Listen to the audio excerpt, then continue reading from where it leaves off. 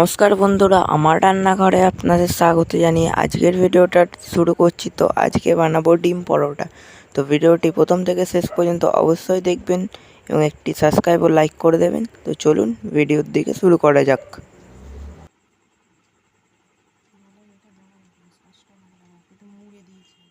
প্রথমত এখানে 200 গ্রামের মতো আটা ময়দা নিয়ে নিয়েছি, তাতে হাফ চামচের মতো লবণ ও 1 চামচ সাদা তেল দিয়ে মিশিয়ে নেব। তারপর জল দিয়ে মাখিয়ে ডোটাকে তৈরি করে নেবো। কিছুক্ষণের জন্য চাপা দিয়ে দেবো। তো এবার চাপা থেকে খুলে নেবো। এর থেকে এবার লেচি কেটে নেবো।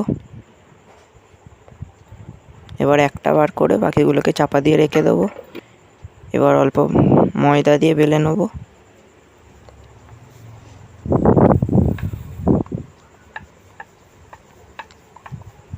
এবার এতে অল্প পরিমাণে সাদা তেল ও ময়দা দিয়ে দেবো, দিয়ে ভালো করে মিশিয়ে নেবো।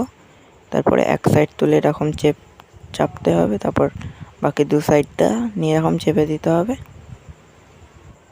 তো এবার এটাকে ময়দা দিয়ে বেলে নেবো। তো এবার প্যান গরম করে তাতে দিয়ে দেবো। প্রথমে সেকে তারপরে তেল দিয়ে ভেজে নেব।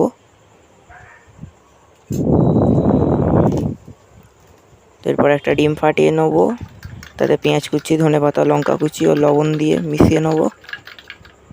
তারপরে এরকম একটি ছুরির সাহায্যে কেটে তারপর ডিমটাকে দিয়ে দেবো।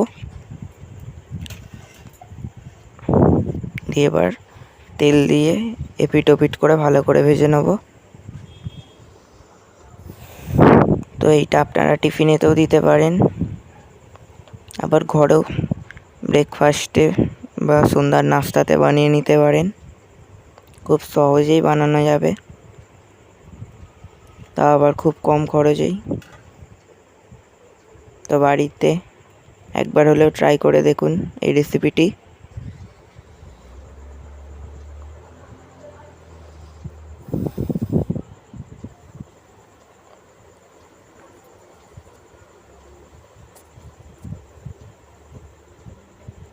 তো টাটা।